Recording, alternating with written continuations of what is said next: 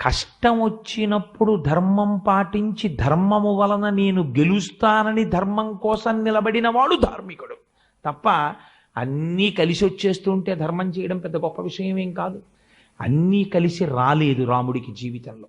ఆయనే అరణ్యకాండలో ఒక చోట ఒక మాట అన్నాడు, నేను ఎంత బాధలలో ఉన్నానో తెలుసా, రాజ్యాద్భ్రంశో, రావలసిన రాజ్యం పోయింది, వనేవాస, పోని రాజ్యం పోతే పోయింది, అంతఃపురంలో ఉన్నానా, అరణ్యవాసానికి వచ్చాను, వనేవాస, సీతానష్టో, పోని పక్కన మనసెరిగిన భార్య ఉందా, ఆవిడ్ని ఎత్తుకుపోయాడు రావణాసురుడు, పోని ప్రాణమిచ్చిన స్నేహితుడు జటాయు ఉన్నాడా, ఆయన లేడు, ఎందుకని సీతానష్టో హతోద్విజ, జటాయువుని చంపేశారు.